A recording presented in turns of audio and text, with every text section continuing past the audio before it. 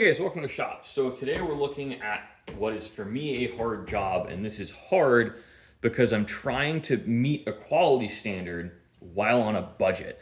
And I have to compromise in places, and there's every job I do here is a compromise. And actually one of the reasons I like to make the business by appointment, and I think this is kind of something I didn't realize at the time, is it sets the tone that every transaction or every step of this process has to be mutually agreeable. I have to be doing something that makes you happy, but I also have to run my business a certain way to keep myself happy. And I really like setting the tone that way. And I'm hopeful that this job will do that for this customer. I did do some, I wouldn't call them shortcuts. I like calling them compromises because it's like one of the things they wanted was the dovetail filled on the barrel. And it's like, okay, well, to do a perfect job on that, I'm going to have to do a lot of polishing and rebluing, and then I'm kind of stuck rebluing the whole gun. It's a lot of extra work. So I did a relatively rough job filling that dovetail. And, I think little detail things like that really aren't that big a deal. It's definitely not going anywhere unless you're hitting on it pretty hard with a punch. So I'm not really worried about it. And if it ever does start to walk, I'll just tell them, put some green Loctite in there and tap it back where you want it. It's not a big deal. I did things like I don't go crazy filling the grain on these kind of lower end refinishing, because for me to really do a perfect stock finishing job, and this is something people understand, is I can be spending 4 to 8 hours filling and sanding and filling and sanding and getting everything level so it's this glassy, smooth surface, especially when it comes in with dents and deformities like a used hunting rifle does. And this is one of those guns where it's like, I'm not spending 6 or 8 hours on just the stock. That's more than you're willing to pay. And I kind of have the attitude with a lot of these jobs, I kind of get this feeling and I just shrink. I like to shrink the scope of work. So they're not getting hit with a $2,000 or $3,000 bill and getting kind of pissed off and getting buyer's remorse and generating bad word of mouth. They're getting hit with a reasonable bill that's proportionate to what I think they're comfortable with on their budget. And what I found in the long run is I actually make a lot more money this way, because these people are more likely to recommend you when you do this for them, and they're more likely to come back, but on the next job it's a lot bigger. So doing things this way, I don't make my money on the front end, I make it on the back end. And it works for me. It doesn't work for everyone. And I'm actually pretty happy with this. As much as I knock this is not the high-end custom stuff that I love to do and I love to share on this channel and I just get really excited about. But this is, like I like to call them budget custom or normal people custom. This is within the realm of the average working person, making, $60,000 a year. It's not, you don't have to be making six figures to afford this kind of stuff, or save for years and years and years. And I kind of like doing that because I really like the less impulsive consumerist approach of these kind of used guns getting refurbished and put back in the field. And I think, it keeps all our money in the US. It keeps them in smaller businesses like me, because I'm not buying my supplies from big name businesses. Brownells is the biggest business I deal with, or Midway, with any regularity. And, it keeps our money local. I think for the regional economy here, I'm a New Hampshire resident, and I think these guys are from Vermont. Don't quote me on that. I don't have their tag in front of me.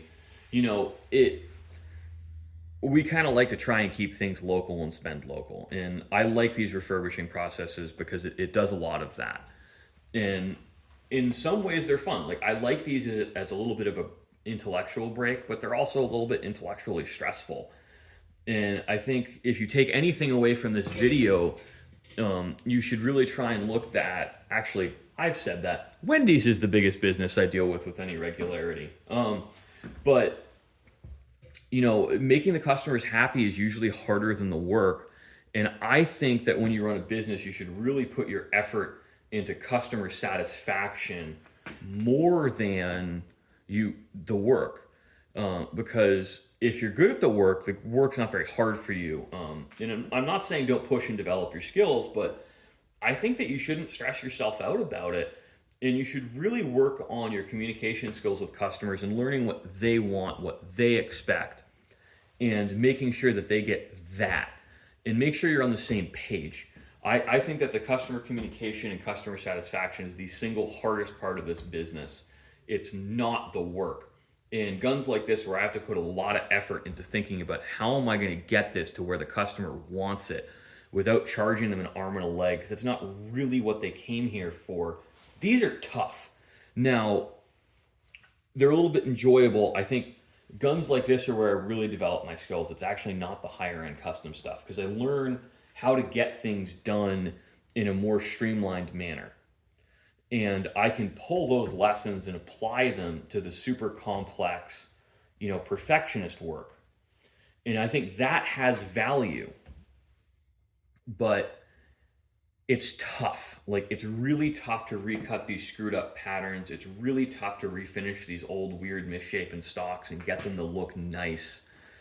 And it's really tough when customers don't understand, like, when, and I try to be very clear, this is not going to look like a brand new gun to them. It's going to look a lot better. But when customers come thinking that they're going to get something that looks, a million times better than off the shelf, but I'm starting with shit material, it's really frustrating for both of us.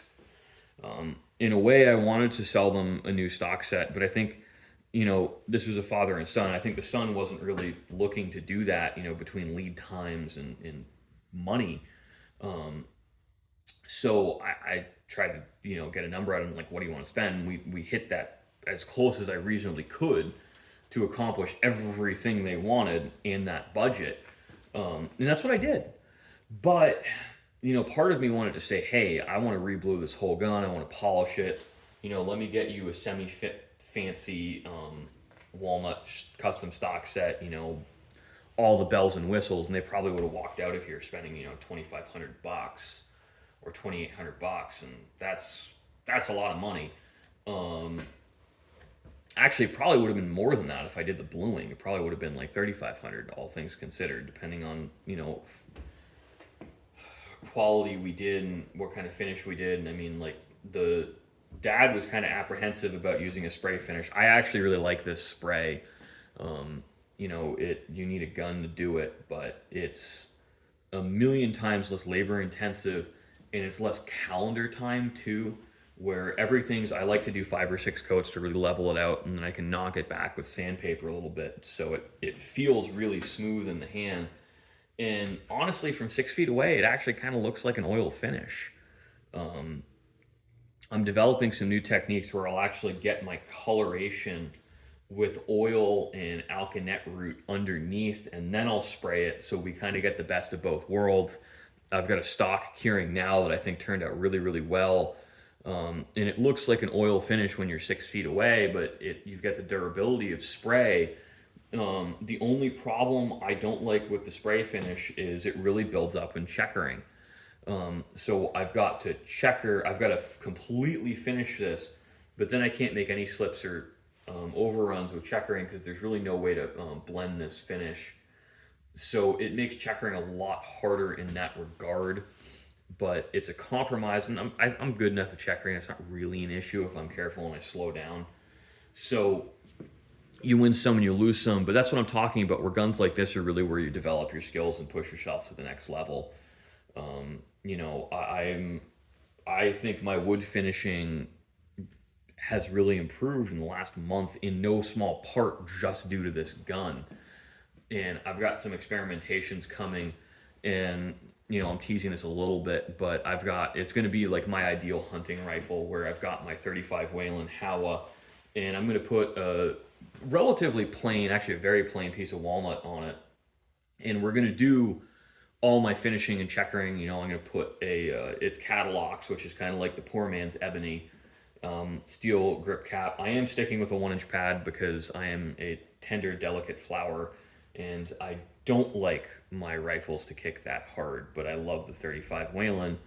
So when I'm shooting it with full power ammunition, we're absolutely going to need that 1-inch pad on it. I really like these Packmeyer pads because they tend not to get too gooey too quickly.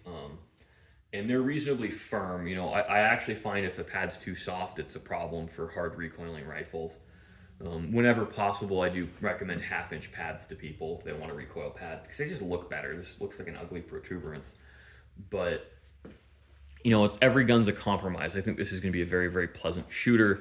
And knock on wood, the customer gets their deer with it this fall and is able to enjoy the rifle that much more for the work I've done on it. So thanks for watching, guys. I hope you enjoyed. And it's always a pleasure getting to share this stuff with you guys.